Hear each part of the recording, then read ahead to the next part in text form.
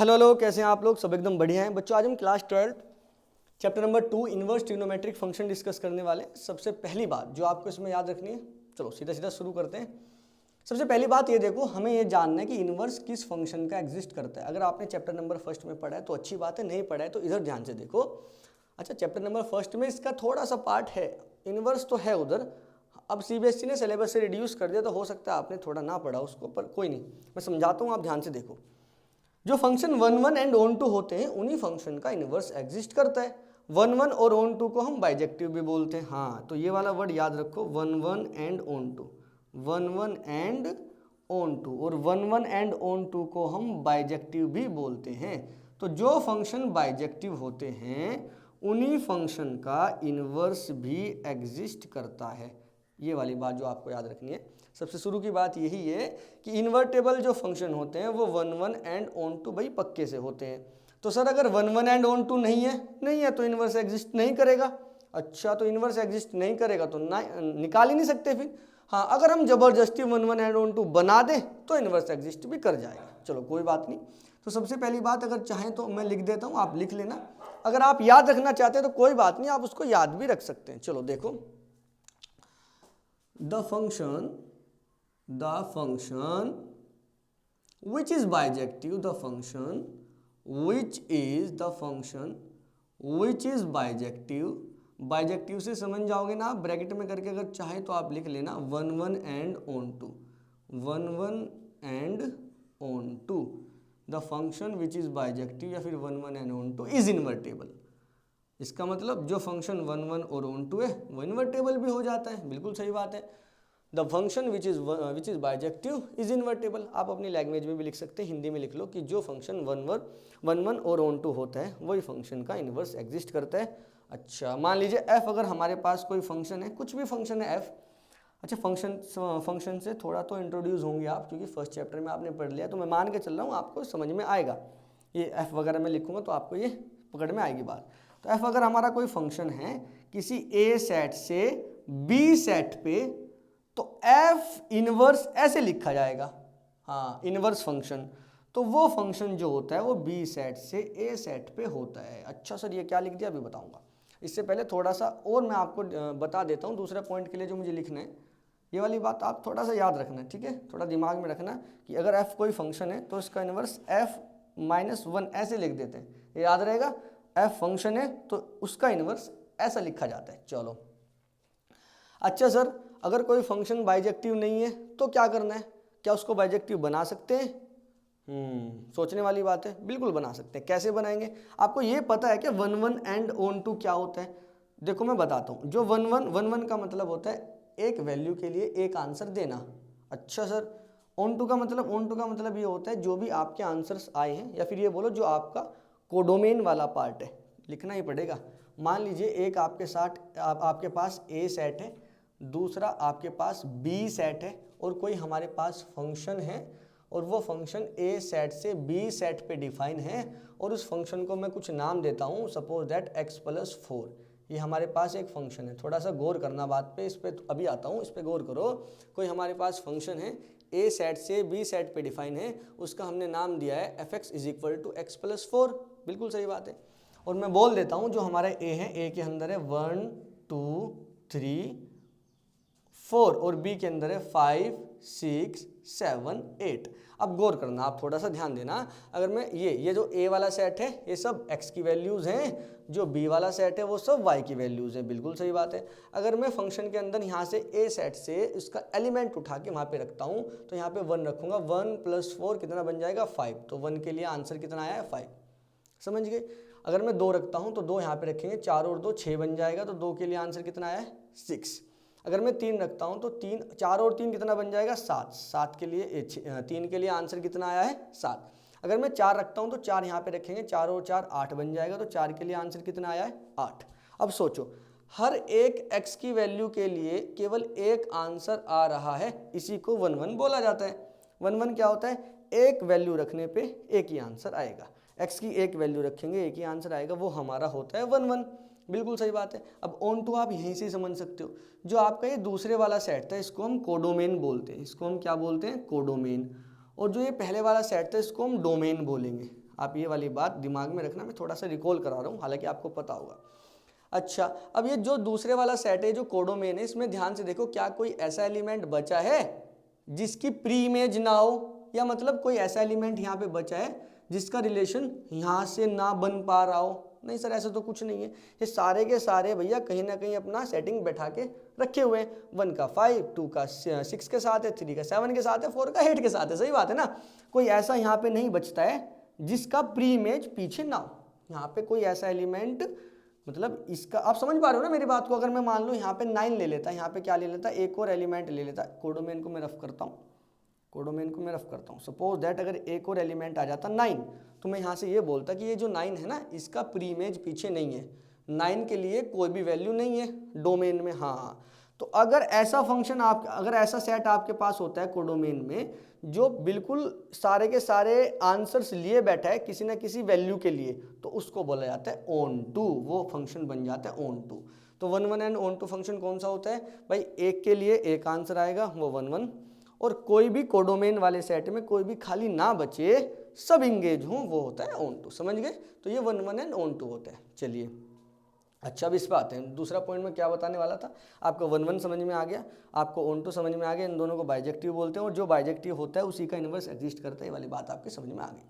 अच्छा, दूसरा बड़ा इंपॉर्टेंट पॉइंट है, इस पर इंपॉर्टेंट मार्क कर लेना, ये मैं लिखवा रहा हूँ, हो सकता है सीधा सीधा आपको समझ में ना आए, बट जब धीरे धीरे आगे बढ़ेंगे तो आपको क्लिक करेगी बात।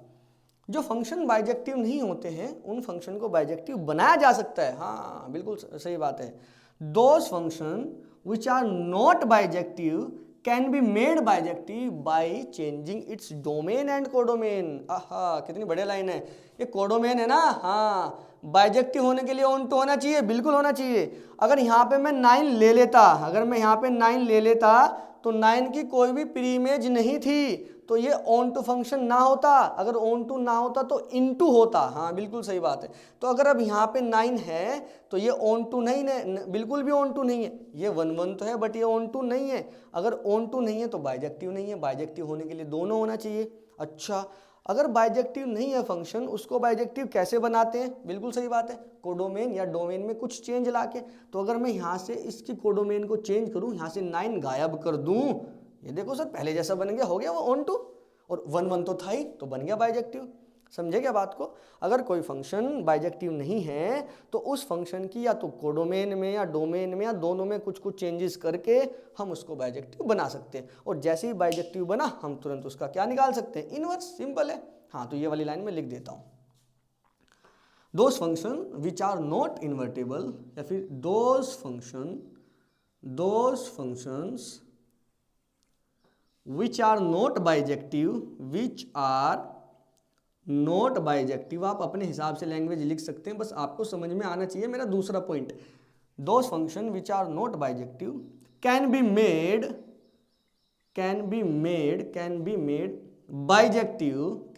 बाइजेक्टिव आफ्टर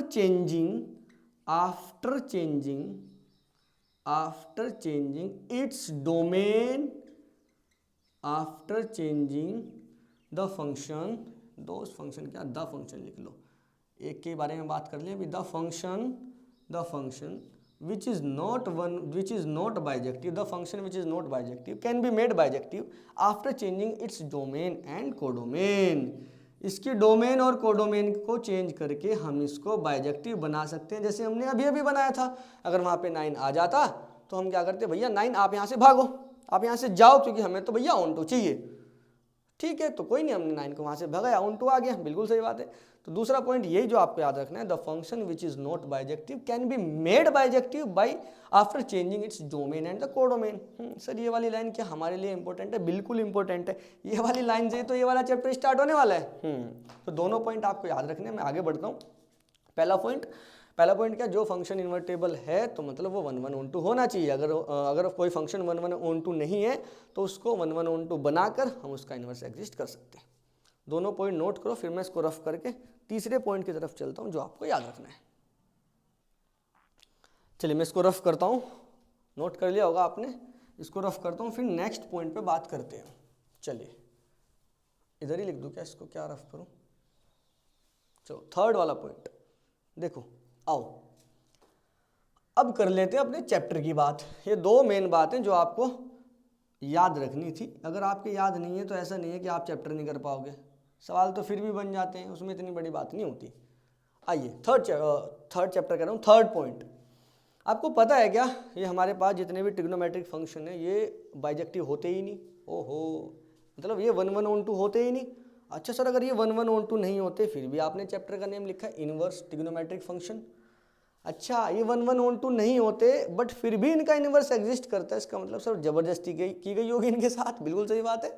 अरे हमने फोर्सफुली इनको पहले बाइजेक्टिव बनाया होगा, तब जाके इनका इनवर्स एग्जिस्ट कराया होगा। नहीं समझे क्या?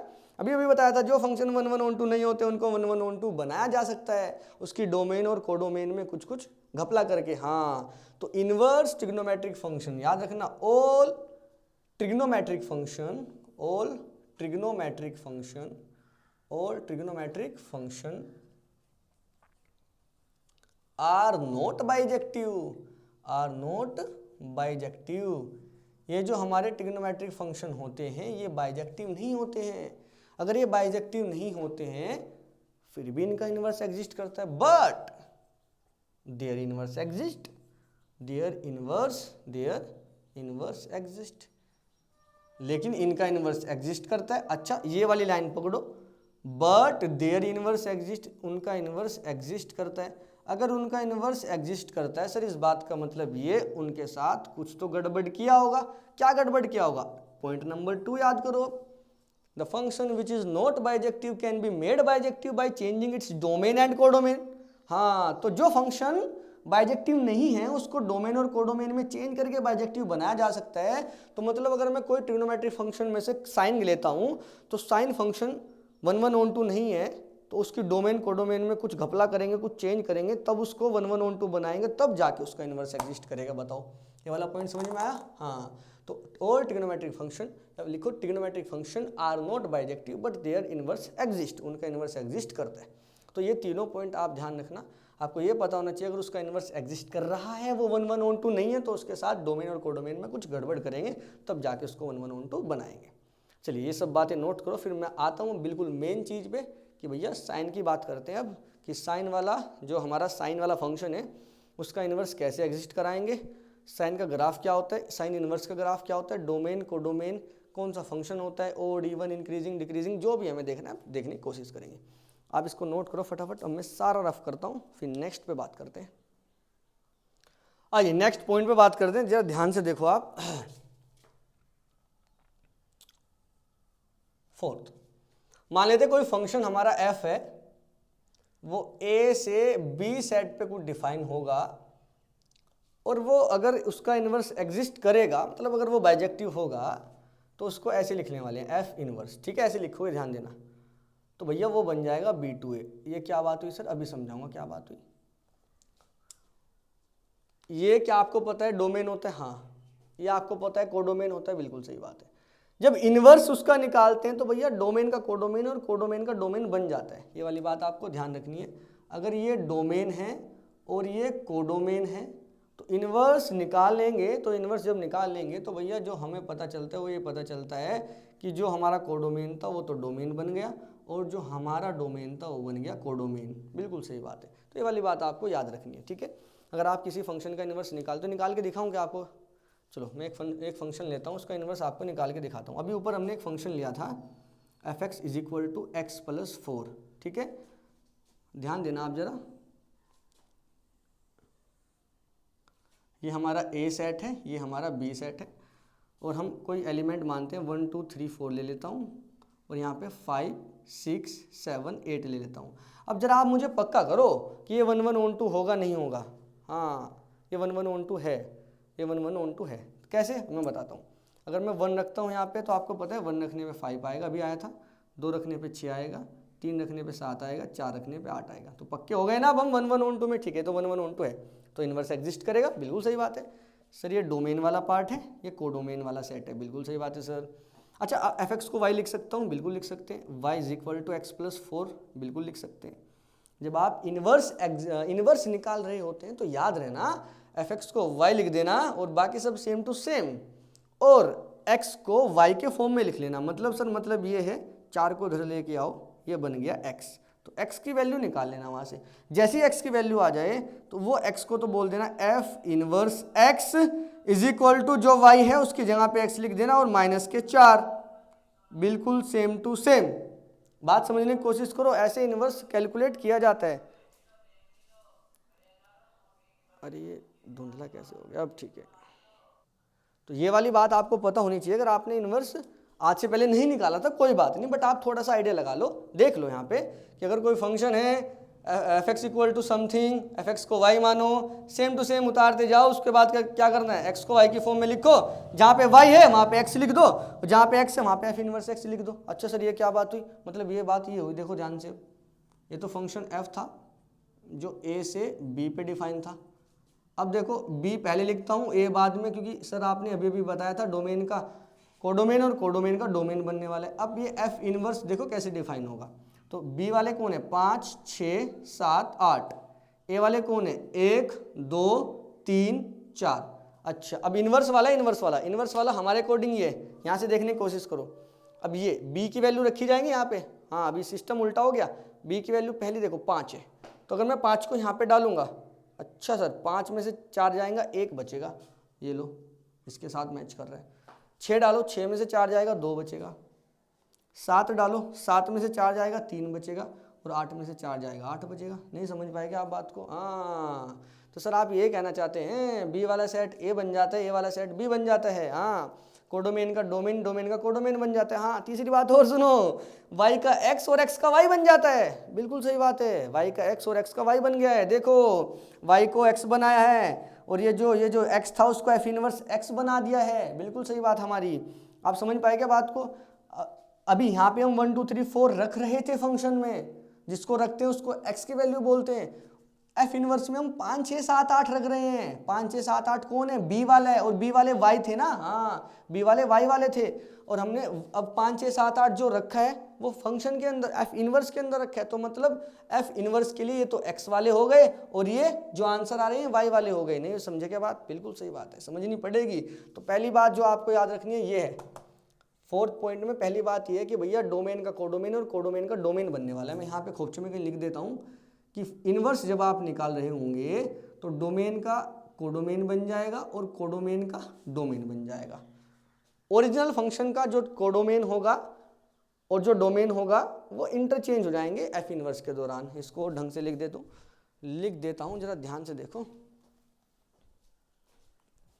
अगर ओरिजिनल फंक्शन ये है हमारा, उसका डोमेन ए है और कोडोमेन बी है, तो भैया तो ये तो लिखा हुआ है, चेंज कर दिया हमने, बी को डोमेन कर दिया है और ए को कोडोमेन। अच्छा दूसरी बात सर, दूसरी बात जो x होता है उसका y बन जाता है, और जो y होता है उसका x बन जाता है। यहाँ से हमने समझ भी लिया है।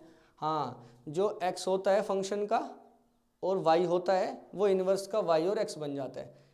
फंक्शन का x इन्वर्स का y बन जाएगा, फंक्शन का y इन्वर्स का x बन जाएगा। यहाँ पे बना है फंक्शन का जो ये y था वो इन्वर्स के लिए 5 6 7 जो है इन्वर्स के लिए x का काम कर रहे हैं। बिल्कुल सही बात है। हाँ तो ये 2-3 बातें आपको याद रखनी है। चलिए अब रफ करते हैं। चैप्टर के शुरू होने से पहले इतना सारा डिस्कस हो गया, लगभग 18-20 मिनट का।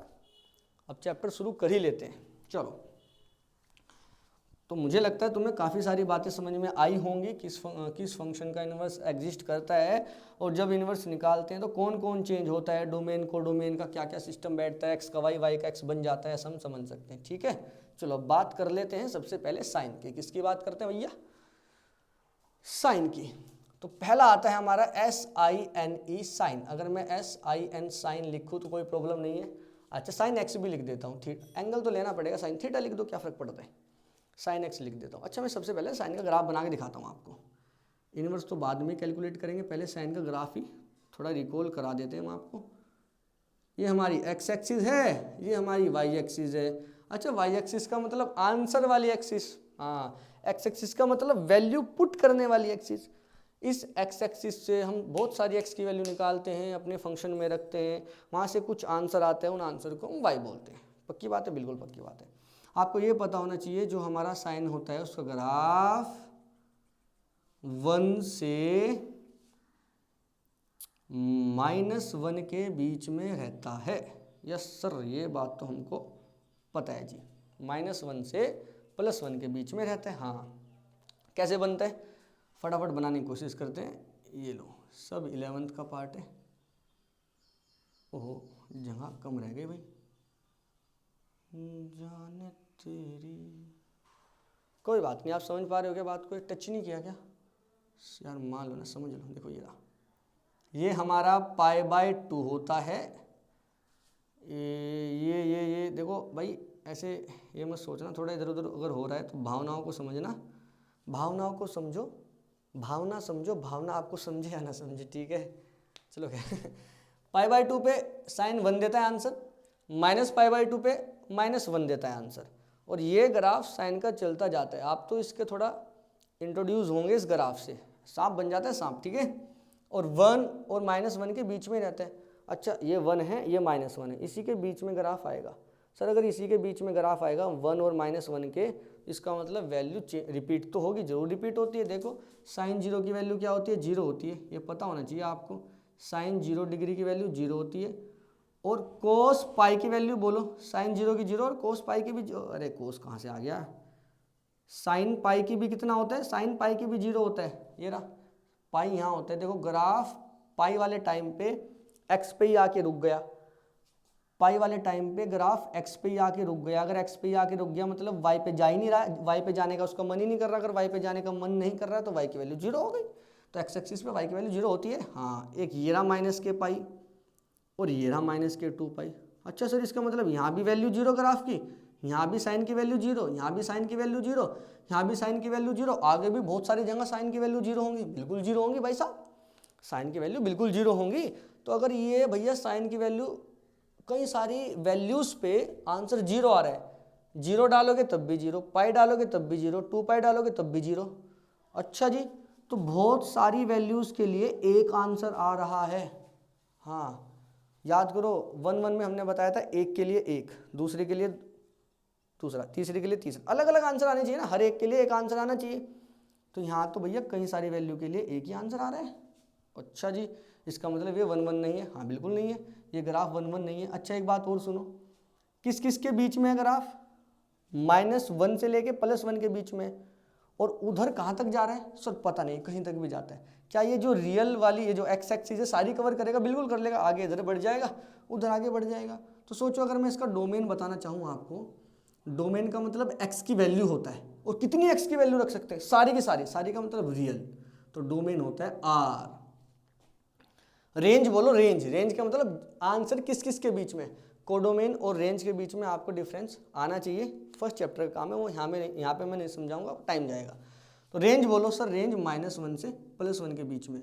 ग्राफ ऊपर नीचे जहाँ से जहाँ तक आके रुक जाता है, हाईएस्ट पॉइंट से लोएस्ट पॉइंट पे जिसके बीच में रहता है वो होता है उसका रेंज। तो रेंज बोलो, पहला बात तो कोडोमेन हमने निकाल के दिखा दिया, आर होता है। दूसरा रेंज, रेंज बोलो सर, इसकी रेंज होती है -1 से +1 के बीच में। क्लोज इंटरवल इसलिए कि -1 भी इंक्लूड करता है और +1 भी इंक्लूड करता है। तो जो साइन का ग्राफ होता है, इन्वर्स पे आने वाला हूँ, अभी थोड़ा सब्र करो।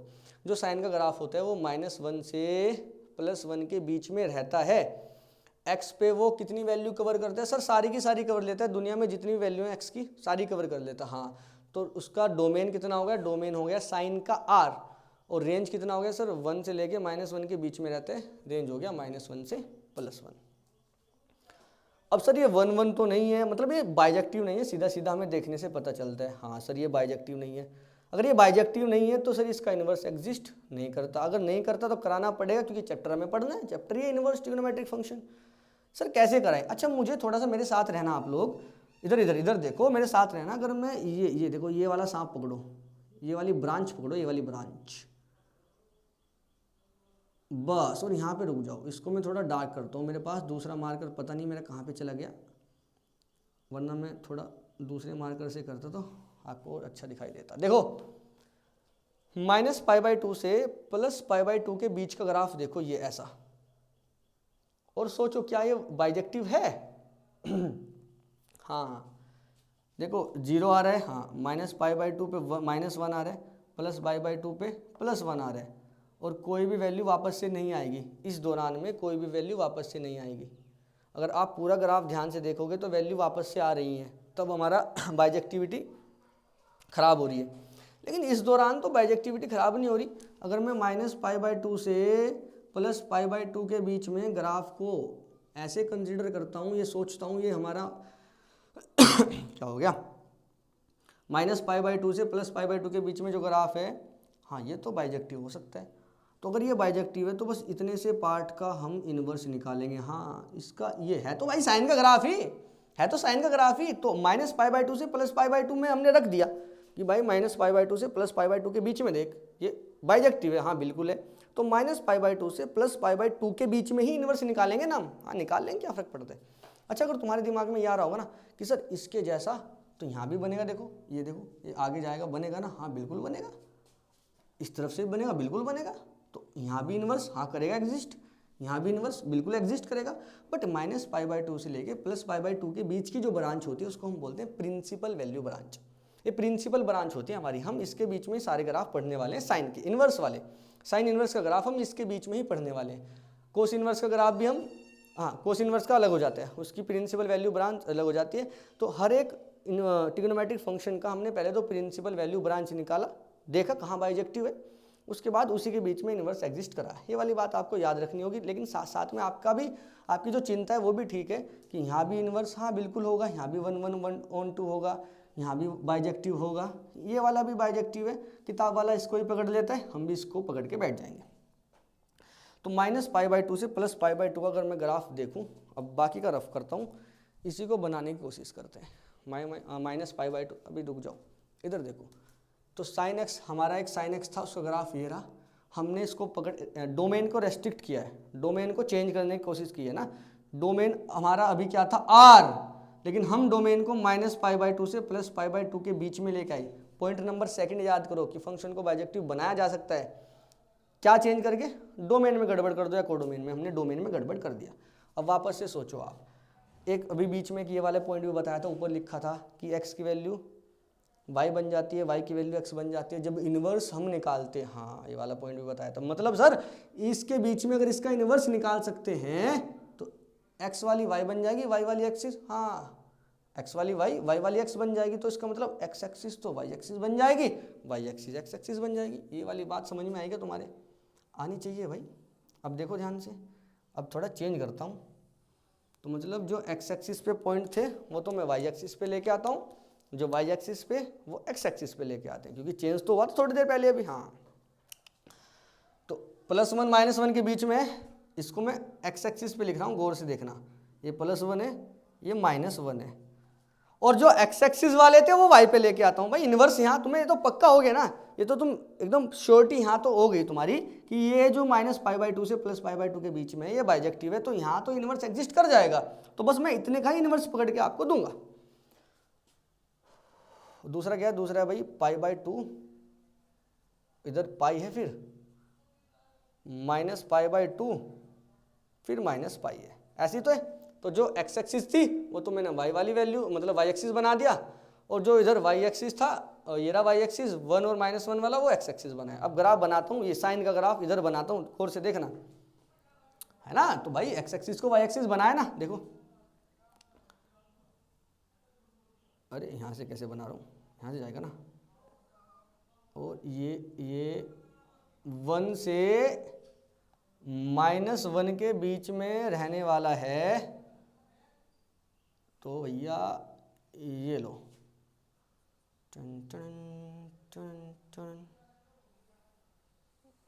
पाई पे 0, वही वाली बात, भावना समझो, भावना आपको समझे या ना समझे। और बस ये आगे फिर भैया ऐसे निकल जाता है, ऐसे ही इसका ड्रामा चलता जाता है, ये बेचारा ऐसे ही नखरे दिखाता है।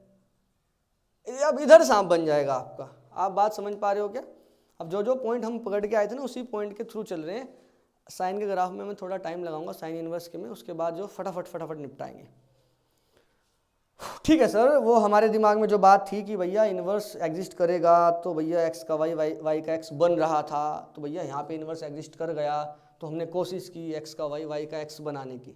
ग्राफ बड़ा ही इंपॉर्टेंट है, ये वाली सब चीज़ें आपको याद रखनी है, ग्राफ भी एग्जाम में पूछा जाता है, रिसेंटली पूछा गया था अभी।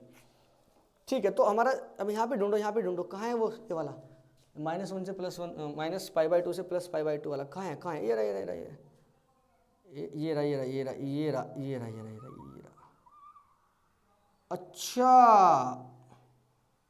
तो क्या हो ना हो, क्या यही इन्वर्स है? नहीं आया, आगे सर, आगे आगे आगे आगे, ये रहा।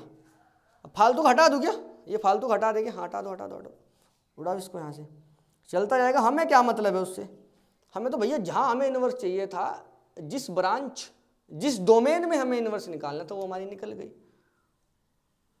ये देखो, आओ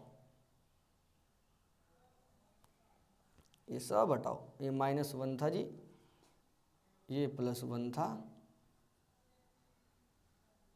ये देखो अब ध्यान से, रेडी रेडी रेडी रेडी, बिल्कुल रेडी सर, ये बिल्कुल रेडी हो गया, ये बिल्कुल तैयार है। अब आप इसको ध्यान से देखो, ये क्या आपको ग्राफ दिखाई दे रहा है? क्या आपको ये ग्राफ दिखाई दे रहा है? हाँ, और ये जो ग्राफ आपको दिखाई दे रहा है, यही ग्राफ है साइन इनवर्स का। किसका ग्राफ है? साइन इनवर्स का, sign inverse x, sign inverse x, यही ग्राफ किसका है? Sine inverse x. देखो साइन के ग्राफ से कैसे हमने उसका डोमेन को एक रेस्ट्रिक्ट करके, डोमेन को रेस्ट्रिक्ट करके कैसे हमने उसका इन्वर्स निकाला है। तो ये ग्राफ इन्वर्स वाला है, ये तो साइन का ग्राफ आपका चल ही रहा है, ये तो साइन का ग्राफ आपका चल ही रहा है, तो भैया किसी काम का नहीं है, तो 11th क्लास का है हमारा, ये हमारा 12th का है। अब इसी के बारे में कई सारे पॉइंट हम लिख लेते हैं, जरा ध्यान से देखो आप लोग। चलिए भाई लिखिए पॉइंट एक और, ये वाला जो बात हमने की है, ये वाला पॉइंट लिखवाता हूँ। अब ये नोट पॉइंट में डाल लेना, ठीक है? नोट पॉइंट में क्या लिखना है आप लिख सकते हैं, हिंदी में लिखो, इंग्लिश में लिखो, या फिर याद रखो, मेरे मानो तो लिख लेना। क्या लिखना है? ये जो हमने ग्राफ बनाया साइन इनवर्स का, साइन इनवर्स का ग्राफ हमने साइन की हेल्प से तो बनाया, हाँ। और कैसे बनाया सर? हमने ना एक्स एक्सिस को वाई कर दिया था, वाई एक्सिस को एक्स कर दिया था, बिल्कुल सही बात है। और ये जो हमारी ब्रांच आई थी फिर ये वाली, ये हमारी प्रिंसिपल वैल्यू ब्रांच, हमने जो वहाँ से निकाली थी प्रिंसिपल वैल्यू ब्रांच, तो प्रिंसिपल वैल्यू ब्रांच को कंसीडर करते हुए उसको पहले कंसीडर किया, फिर एक्स को वाई, वाई को एक्स बनाया। तो लिखो द ग्राफ लिखो जल्दी फटाफट, the graph of sine inverse X, the graph of sine inverse X can be obtained, कहाँ से ऑब्टेन हुआ था? By the graph of, can be obtained by the graph of sine X, sine X के graph से ही तो मिला था, हाँ। Graph of sine inverse X can be obtained by the graph of sine X by interchanging X and Y axis. नहीं आई बात समझ में? एक्स और वाई एक्सिस, एक्स एक्सिस और वाई एक्सिस को इंटरचेंज करके एक्स का वाई, वाई का एक्स बना के ही हमें कौन सा ग्राफ मिला था भाई? साइन इनवर्स एक्स का ग्राफ मिला था। कहाँ से मिला था? साइन एक्स से मिला था। ये वाली बात बिल्कुल क्लियर है। अच्छा वो लिख लेना, वो हमने जब ग्राफ बनाया था ये वाली ब्रांच -π/2 से +π/2 के बीच में, ये जो था हमारा प्रिंसिपल वैल्यू ब्रांच। ये भी बात याद रखना, ऐसा नहीं है कि हम एक्स एक्सिस को वाई एक्सिस और वाई एक्सिस को एक्स एक्सिस बना दें तो तुरंत भैया इन्वर्स आ जाएगा, ऐसा नहीं होता। 11 नाम की भी तो कोई चीज़ होती है। तो बाइजेक्टिविटी पहले देखी हमने, उसके बाद एक्स का वाई, वाई का एक्स बनाया, तब जाके हमारा ग्राफ मिला, ठीक है। अच्छा मैं एक पॉइंट और आपको बताता हूँ सर, अगर हम साइन का ग्राफ सारा ना बनाते और अगर हम एक्स एक्सिस को वाई एक्सिस, वाई एक्सिस को एक्स एक्सिस ना करते, फिर कैसे बना पाते? जरा ध्यान से देखो। आपको मैं इसको रफ करता हूँ, देखो मैं इसको रफ करके दोबारा बनाने की कोशिश करता हूँ, आपको बात पकड़ में आएगी, वो बहुत अच्छे से पकड़ में आएगी। और देखो फटाफट आप रफ करो, आप भी अपनी आप कैसे रफ करोगे? अपना पेपर, नेक्स्ट पेपर ओपन करो अपना, जल्दी फटाफट पेपर पलटो और वापस से बनाने की कोशिश करो मेरे से पहले। देखो मैं आपको एक बात बताता हूँ, इधर देखो ध्यान से, ये वही हमारी एक्सिस वगैरह। चलो मैं पहले साइन का ग्राफ बनाता हूँ, गौर करना। साइन का ग्राफ आपको पता है, साइन का ग्राफ इधर कौन सा था? π/2 से -π/2 वाला था हमारा, हाँ वही बनाने की कोशिश करता हूँ। वो कहाँ पे जा रहा था? 1 पे जा रहा था ना, इधर कहाँ जा रहा था? 1 पे, ऐसे, ठीक है। 1 पे -1 था ऊपर, नीचे, और ऊपर था +1।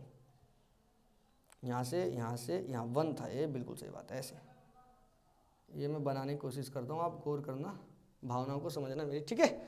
साइन जैसा लग रहा है ना, बिल्कुल लग रहा है। चलो एक मिनट रुको, उससे पहले मैं आपको एक लाइन ड्रॉ करके दिखा दूं। क्या आपको पता है कि यार y बराबर एक्स क्या होता है? y बराबर एक्स एक लाइन होता है, y बराबर एक्स इज अ लाइन जो कि ओरिजिन से होके जाता है 45 डिग्री का एंगल बनाते हुए। पता है क्या? आपको नहीं पता है तो याद रख लो ये वाली बात। तो अगर मैं एक लाइन बनाऊं जो कि ओरिजिन से ऐसे पास होके जा रही है, ये रही, और इसको बोलूं कि भैया ये y बराबर एक्स एक लाइन है, y बराबर एक्स एक क्या है? ये लाइन है हमारी। अब सोचना प्लीज़, अपने दिमाग पे थोड़ा सा जोर डालना। y बराबर एक्स हमारी एक लाइन है जो कि 45 डिग्री का एंगल बनाते हुए जा रही है। अब मैं अपना साइन का ग्राफ बनाता हूँ, तुम्हें कुछ दिखाने की कोशिश करता हूँ। ए भैया ये हमारा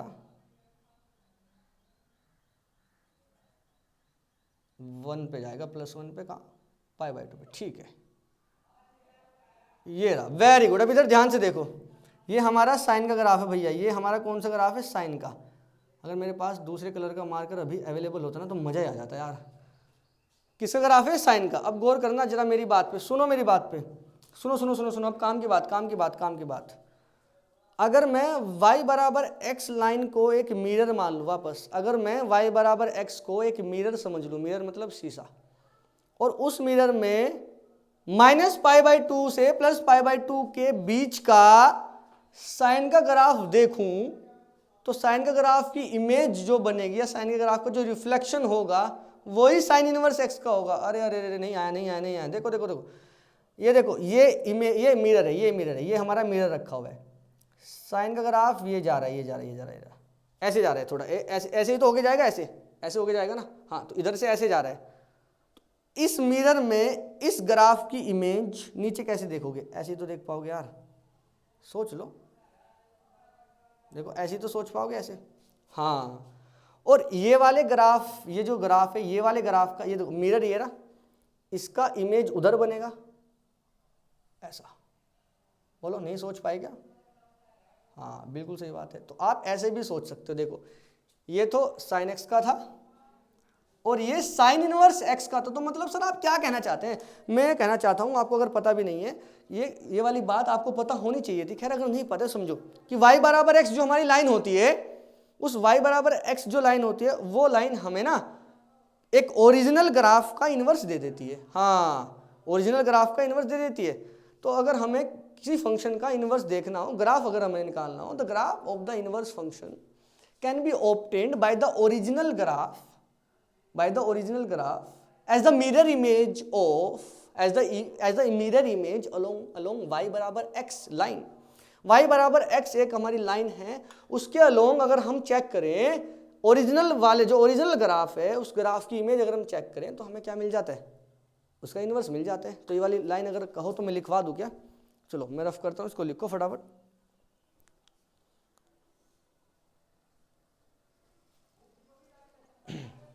लिखिए क्या लिखना है। ये वाली बात समझ में आएगी तुम्हारे? मैं एक बार और समझा दूंगा, पहले लिख लो। लिखो पहले, लिखो। The graph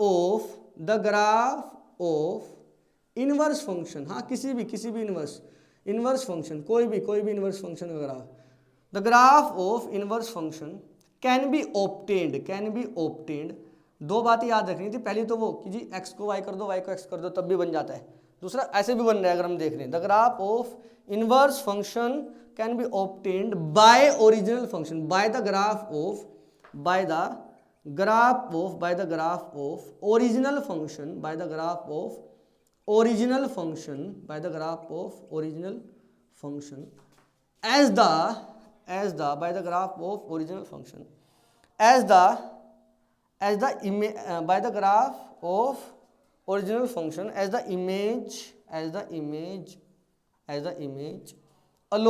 as the image along the line y बराबर x। इमेज मतलब रिफ्लेक्शन जो हम देखेंगे।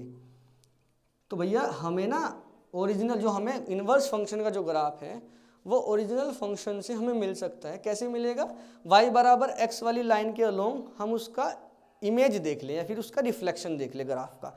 ये जो हमारा साइन का ग्राफ है, y बराबर x वाली लाइन के अलोंग या इसको मिरर मानते हुए हम इसका इन्वर्स वो देख रहे हैं रिफ्लेक्शन, तो ये ग्राफ जा रहा है साइन का, नीचे इसका इन्वर्स जा रहा है, ये साइन ग्राफ ऐसे जा रहा है, ऊपर इसका इन्वर्स जा रहा है। समझ गए क्या आप लोग? अगर आपको यहाँ थोड़ा सा विजिबल ना हो, आपको नहीं थोड़ा अच्छा ठीक है, बढ़िया दिख रहा है, कोई बात नहीं, इसको समझने की कोशिश करना, आप इसको फिर से वापस से बनाने की कोशिश करना। अगर आप चलो यार है तो दोबारा क्या बनाऊँ, आसान नहीं है, वो दोबारा बनाने जाऊँगा तो काफ़ी टाइम लग जाएगा, ठीक है।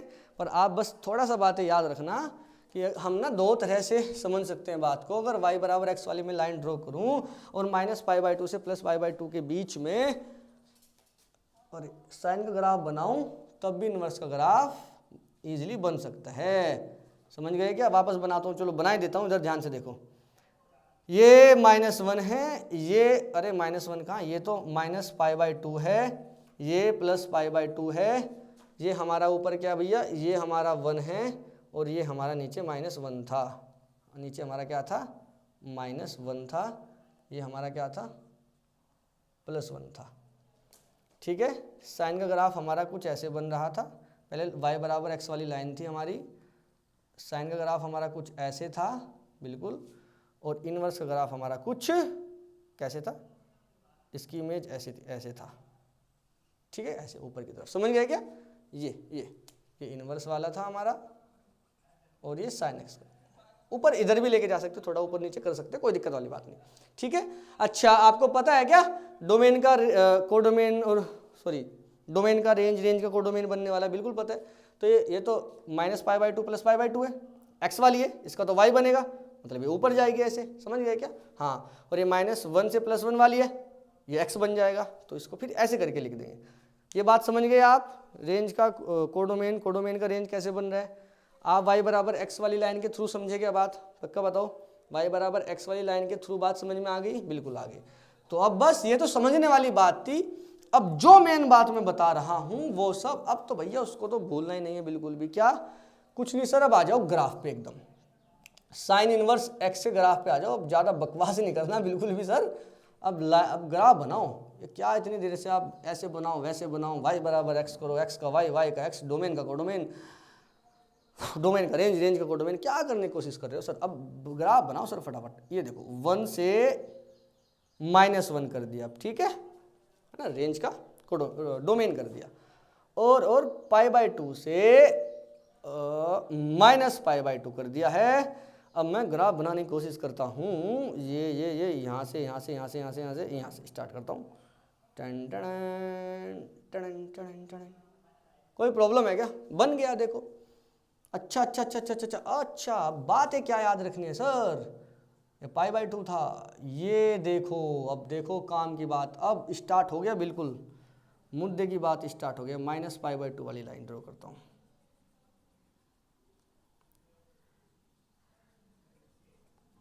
और ये +π/2 वाली, ठीक है।